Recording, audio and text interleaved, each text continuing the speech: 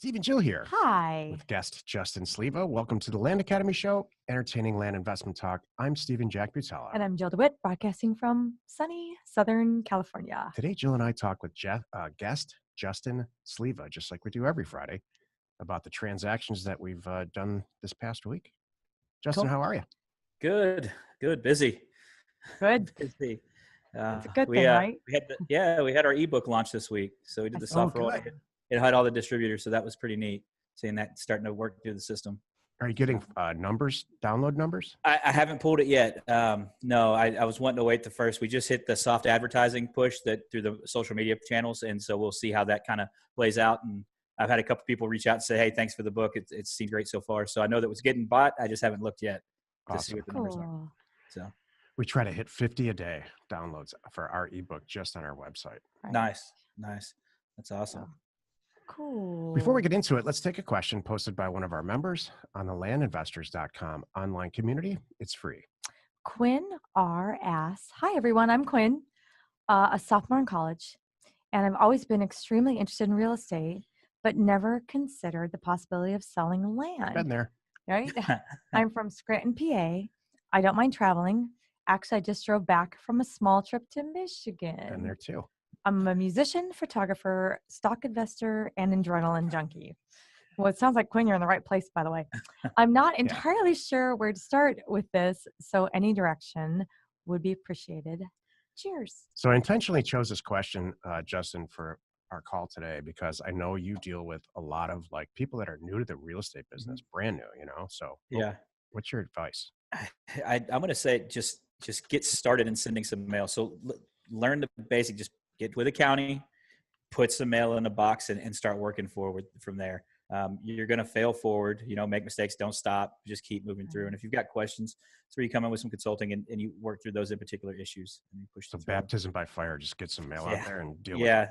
It's true. Yeah. I mean, we talk about that every day, just that your first mailers either go really good or really bad. And then if you do really good on your first mailer, you're going to do really bad on your second mailer because you're so confident. And then from there, you just keep redoing it and you have fun with it because it's profitable. It's simple. And it's so simple that you're not going to believe how simple it is. I swear the worst mailers people say where they're like, "Oh, that was a flop." Like, "Well, what happened?" "Oh, I only bought 2." Yeah. I'm like, "What the heck?" They're like, they think it's a flop. They did it all wrong, but they still recovered. So it's never really a total failure. Yeah. So. We just did an interview with Tim Flood, who I think was at your event in Texas. Yeah. Did you hear his whole story that how that property played out, by the way? Oh man. It's so cool. I'll try to condense this. He reached out to us personally on Facebook Messenger and just said, "Thank you so much.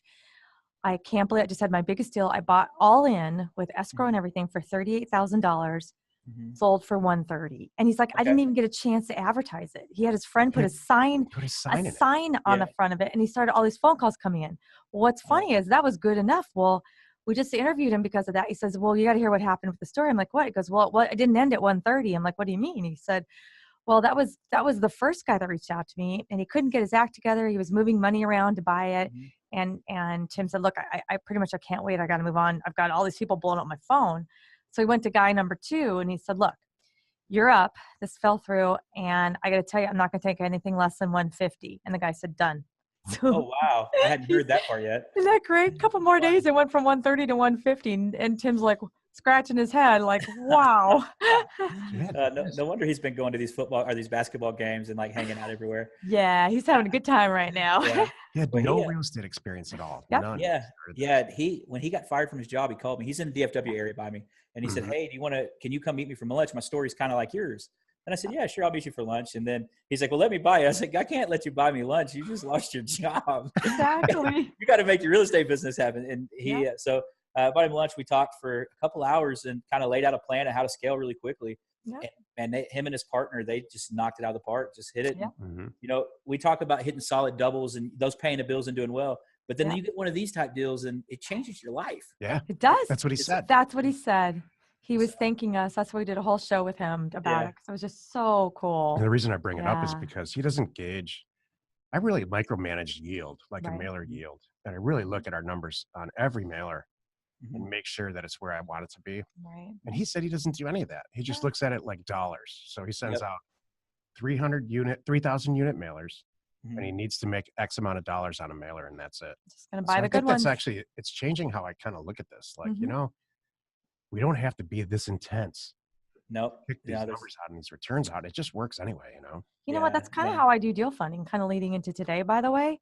I'm not here to, that's the beauty of it, because it's, like you, Justin, it's our own personal company. I can do whatever I want. And it's our personal money. I can do whatever I want, really. Yep.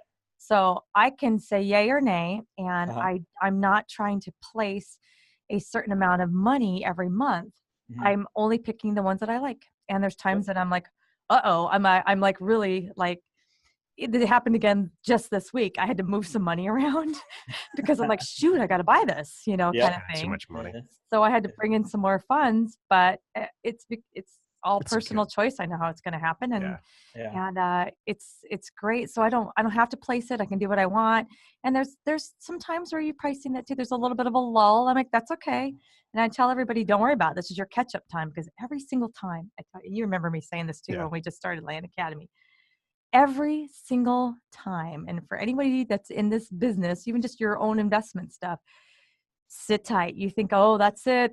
That's no one's calling. I've failed. The business is dried up. It's done. Like, no, it's not.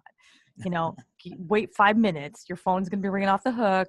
Hang in there, and it'll pick right back up. And you're going to go. And I always tell people too, please enjoy the breather. I walk around the office telling our team too, if there's a lull, just enjoy this little breather right now, because it won't be like this next week or tomorrow or whatever it is. Yeah, no, it's very cyclical, and that's the thing is people get nervous. They want to sit still. A property didn't sell in 3 weeks this time because your last 2 sold in a week or 2. Sit tight, don't worry. Plan out 6 months. If it sits for 6 months, you're still making a huge return. If you make 100% in 6 months, it's still 200% annually. That's a good return. You didn't fail. No, I mean, now more than ever you can chill because they have you and us. Like if another deal, the reason you had to try to sell it so fast in the past is you need the money to keep new acquisitions. Yep. If you've got financing like we're providing now, all of us, there's no reason. Crazy. Exactly. No, we did the same thing. We had a couple deals last week that we couldn't say no to.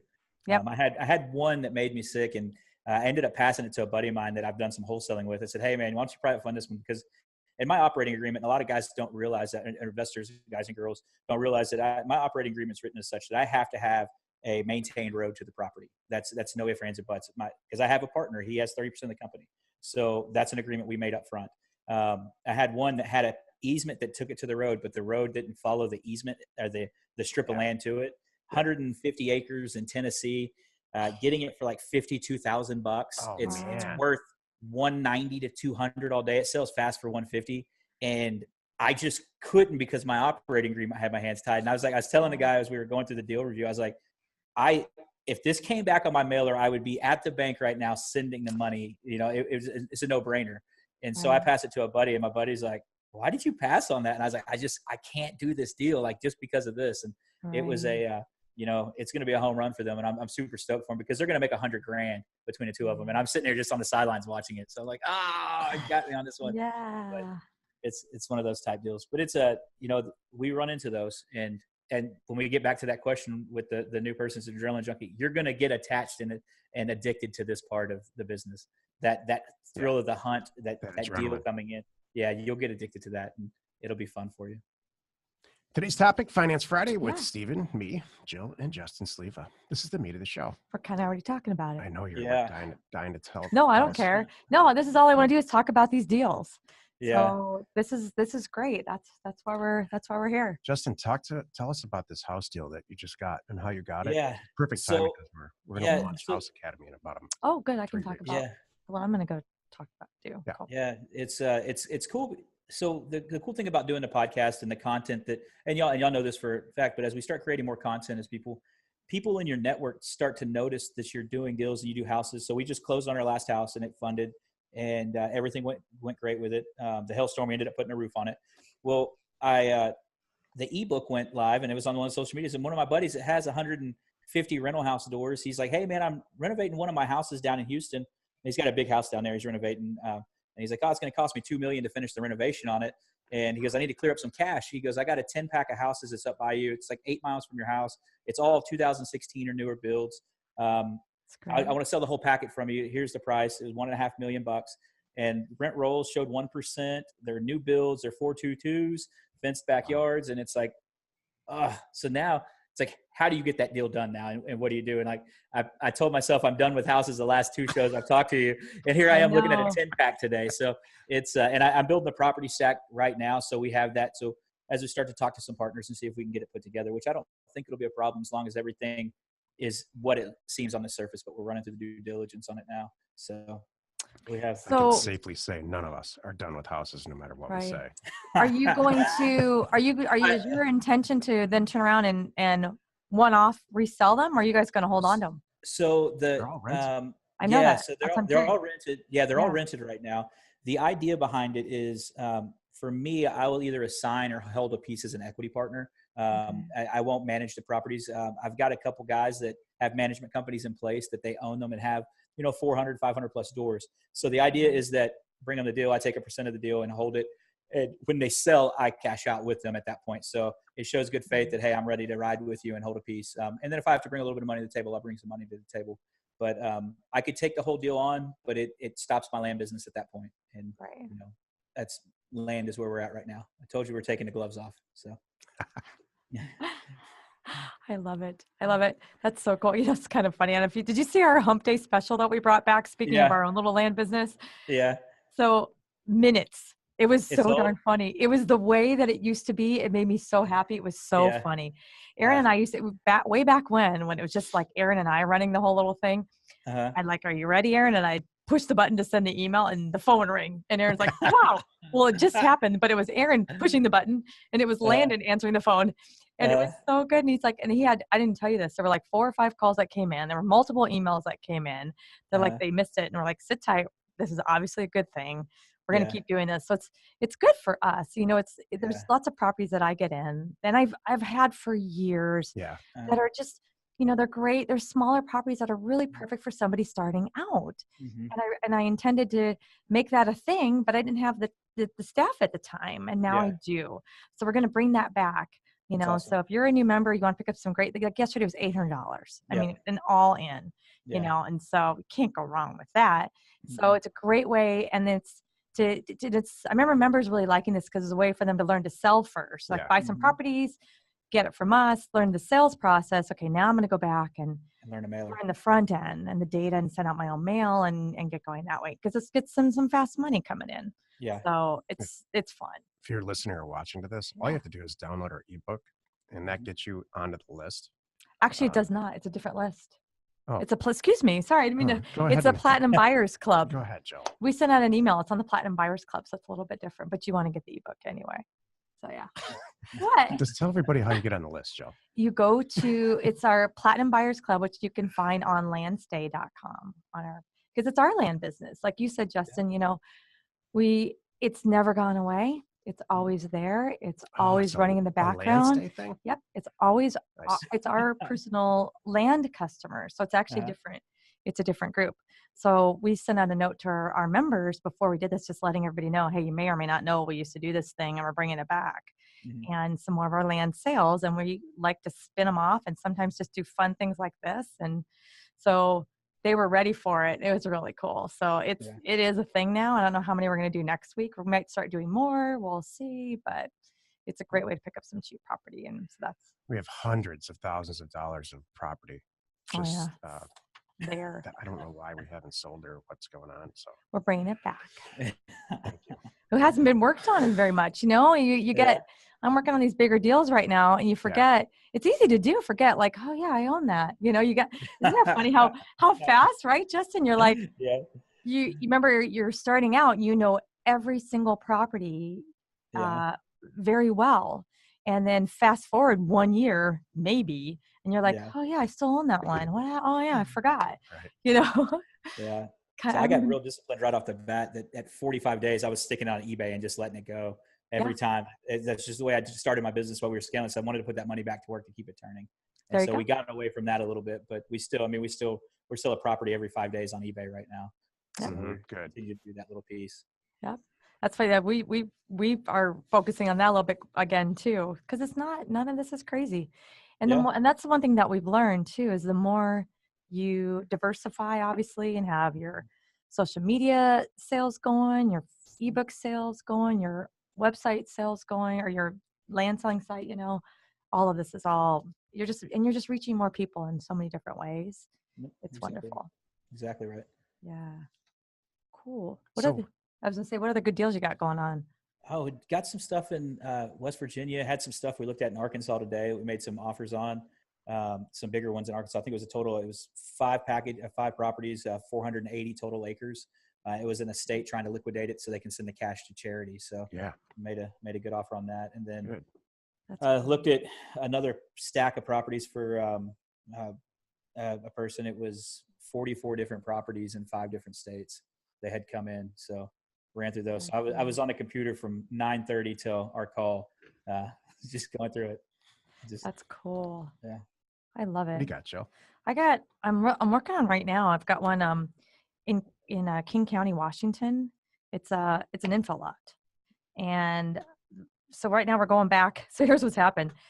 We had it agreed on for, I can't remember what it was. I want to say it was like 25, and we're thinking we could sell it for 55. Mm-hmm. But it's one of those. I just did a deal like this where you can tell looking at it now that, you know, you learn. I can tell looking at it because we just did one of these too that we all passed on, where part of the piece of the parcel is buildable and part of it's not. Yeah. So I came back and said, hey, you know, let's I love it at this, but I'm not so sure about this price. You know, there's a price that you'll take a gamble on it. Yep. So we're working at that. So yeah, we had a piece like that this week in Minnesota. It was it said, I think it was 60 acres or whatever. They had highway frontage on 2 sides, and the property as it's set would only bring $2,000 an acre, and they wanted $1,500 an acre for it. If you cut the road frontage off and cut it into 2 acre parcels, each one of those 2 acre parcels makes $90,000. Comps all day for that. And it's just like, you know, it's not the speed that we all know and love. And that was the feedback. Hey, I love it at 25,000. If we can do it here, I'll do it. And I'll sit with you on that one and comp it and cut it up. But at 55, 60,000, I can't do it. Exactly. Yeah. I had another good one that came in Mojave. It was 600. It was a whole section. Yep. And my only thing with that one, there were 2 things. I passed on it because one was access, and 2, and even I can get by the access, honestly, because we know the area. I'm not afraid of that. Yeah. But it was a long hold time. I know for 600, a whole section, it's like at least it's 6 like months. it's like a $10 million house.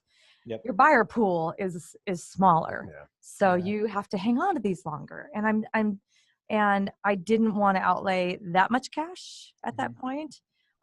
So I told them to put it on Land Tank, and I hope it's on Land Tank. I didn't look because there's somebody out there right now that would say, fine, I'll let it ride. You know, I'll put down the money. It's just not what I want to do right now. There's people who collect ranches like that. Right? It's their thing.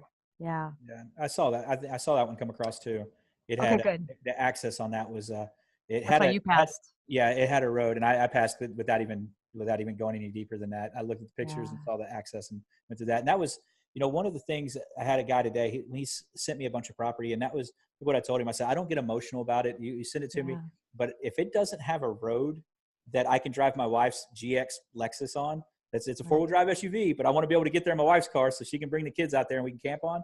I'm not going to buy it. I'm not going to fund it. And so that's one of those things that I look for. So that maintained road, put that in your contingency when you send your letter out. Hey, I want access. This is the access I require, and stick to it. Yeah. Well, you know, that doesn't scare me though. On the other hand though, so I like that. So I've had some of those properties have done really well with those buyers that are like priced appropriately. Yeah. Okay. You know, and they want to hunt. They want to be off the grid. They want a property that's ATV access. Yeah. They think that's the coolest. It has an easement too. So sometimes you can't find the easement that shows that access. So that's true. Exactly. But I understand completely your point. And in the bitter end, I think you're right. Especially if you're funding stuff. If you're not buying it and reselling it, if you're funding it, it's got to have access. And I do say that. Let me speak out of both sides of my mouth real quick. My personal land business, that if it has legal easement and I can see a worn 2-track that's, you know, pretty good, and I can see that there's no fences blocking me, I'll take that deal and run with it on my personal land business. But with Plum, I don't. Yeah, I'm trying to think what else. I just like print out just some of the good ones. We're just cruising along. Yeah. Now it's like, it's now cruising along pleasantly that I can entertain some other things, which I'm not going to go into too much detail now, but I'm looking at with some builders and in bigger things in the state that I'm in right now. Okay. Urban deals. Very, very urban. Yeah. Okay. And entertaining that with one of our members. So we're discussing that. And I'm open. Yeah. What? Why? Because you're very open. I'm a deal junkie. Yeah. You know what? Yeah. That's it. You got back on the juice. Now you're hooked. I've always been a deal junkie, Justin. It has never gone away. Steven looks at me like, what are you? I'm like, I don't care. I love it. I don't get butterflies in my stomach. If I do, it's like a good thing. Like, oh, this is going to be good. Watch this, That's awesome. So I love it. I was listening today on the radio. I like the Sirius Radio, the Wharton Business School. I listen to it all the time in the car. And this guy was talking about investing, and it was like for startups and things is what they're doing, venture stuff. And he said, if you don't feel butterflies in your stomach, you should feel a little bit uneasy. And I'm like, what's wrong with me? I don't really, maybe, I don't know. I don't, if I do have those butterflies, I push them way down. Yeah. So I don't know. I think that comes from the machine that you created. You have a process. That's what it is. And so it's not this exciting feeling. No, it's step 1, step 2, step 3, step 4. And now you've got 10 of those going. So you've got step 1 here, step 3 here, step 4, and you're just pushing everything through the machine. And that's, great. we talk about simplifying our businesses and how we do that. We set up our acquisition requirements. You do that on your mail, or you send out your mail. You get close just to get people calling you back. Then you finite that when you get the deal back in. Then you get it listed, you get through closing, you get title, get everything good. You got a great piece of property, you get it listed, then you forget about it. And you're just on the right day. You have to keep going again because you're step 1 for week 4 of the year. You're just processing through. And so we talk about that when we pick our counties and mail by margin, that, hey, that's what we're doing. If I'm going to mail Colorado, I've got my county here that hits this price and everything around it. I shop all those counties in sequential order, and then I work on to the next area. Yeah. So I'm a startup person, so the real adrenaline for me is actually doing the mailer, scrubbing the data and getting it out into the mail, and then kind of watching the response and watching, everything's web enabled now, and 100% of everything's web enabled now for all of us. So in real time, I'm watching what's coming in, what the phone calls that we're getting, and then I'm done. Yeah. Yep. That's so true. That's so I'm funny. on to the next mailer long before anybody in our office or our staff, or even Jill, really Jill doesn't have pretty much anything to say about where I send the mail. And I don't anymore really have much to say about the deals that she does. Yeah. But, because I know for sure she's not going to do a bad deal. Yeah. And I'm pretty confident she knows that there's a lot of research that goes into where we send mail and why. I never question you. That's very true. Yeah, likewise. Yeah. Thank you. That's cool. But I love the front end stuff. Yeah. I like to start getting the responses back. Like I said, we hit the mail we sent out. I think we sent close to 10,000 pieces of mail out, and it started hitting yesterday. And so I'm getting I have 40 emails this morning while I was on the phone with other people, and I was like, shoot, I need to start going through this a little bit quicker. So yeah, it'll be fun. But it's definitely. I mean, it's what it's all about is driving a deal, the inbound flow, and how that looks like, and trying to make some deals on the back end. Totally. Well, you've done it again. You spent another 20 minutes or so listening to the Land Academy show. Join us next time for another interesting episode. And we answer your questions posted on our online community, landinvestors.com. It's free. You are not alone in your real estate ambition. How's your podcast doing? It's going really well still. Going really well. Getting hit. We're on pace to double what our original goal was on downloads. Told you I think we hit 12 countries this week, and then all 50 states are represented. Getting a lot of people reach out. We had a lot of people reach out when we announced the ebook, and now it's hitting the market. So we're hoping that kind of translates into some people wanting it. So it should be fun. Awesome. Awesome. We're just beginning to record for our House Academy, the new show. We're going to do a show to this House Academy. It's fun. You're going to do that podcast once a week? No, we're going to probably do it every day. Yeah. Oh, wow. Sit tight. You got it down. Oh my goodness. Oh, that's exactly like for us. We with Brian that we brought on as an intern. Now he's doing the editing for us, and we're like, hey, we just dump it on him. He takes care of it. Yeah. So totally. we're just gonna talk for a little while. Yeah, I'm excited. This show takes 2 hours a week from start to finish to do everything for all 5 episodes. Right. Nice. So another 2 hours a week is not that big of a deal. We can figure it out. Yeah. It'll be good.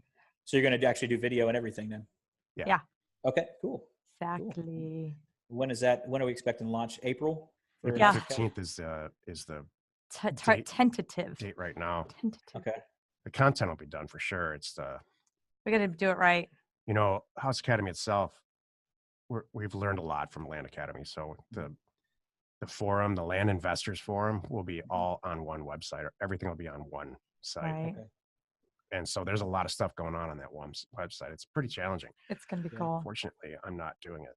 Exactly. Not this time. You got a staff for that. Yeah, we do. Earn your pay, guys. Isn't it nice? It's like right now, we just made some recent changes in our staff alignment too. And so just these last couple weeks, I'm like, I can wake up and go, what do I want to work on today? Yeah. I mean, it's like for the first time in a lot of years. Yeah. I'm really get to sit down and work on what I want to work on. And there's fires or things that happen. I don't even know about it. They just taken care of it. It's great. And I can actually say, buy that one and hand it to them and walk away. Yeah. Oh, no, that's a fun feeling. I had Beth putting a deed on my desk. I need your signature, so I'm signing this. And then I got Brian sending me what I need. And I'm like, all I had to do was sign something and everything else is done. I feel like a rock star right now. Isn't it? It's awesome. Nice. That's what we teach, man. Yep, that's where you should go. You got to get to that point or you're never going to get where you want to be. That's awesome. So is it, so 2 years, was it when is it going to be 2 years for you? 2 years full-time will be April. It's April 21st. So exactly 1 month from now. Okay, cool. Full-time, 2 years. There we go. And then we've got the two full-time, 2 employees that are there ready to do whatever they want. And we've set them up differently, but they all work virtually, so they don't have to be here, but they can be here if they want to. So Perfect. It's a perfect combination. That's awesome. That's great. They're both smarter than me, and I like that. They're that's both great. like That's brilliant. That's the goal. So I feel dumb talking to them sometimes. I'm like, oh wow, this is bad. So funny. I did that today. We had a big team meeting, and I said something like, "Yep, already did that," and already did that. And I said, "Well, apparently you don't need me," and I'm just kind of walking backwards. Like I won't even show up if you. I'm like, I don't want to get in the way. I don't go to the meetings anymore. At all. That's true. We used to go in. You don't want me there. It's true. Yeah, I just get in the way. Yep, love it. Yeah, wherever you are listening or wherever you are watching, please rate us there. We are Steve and Jill. Information and inspiration to buy undervalued property.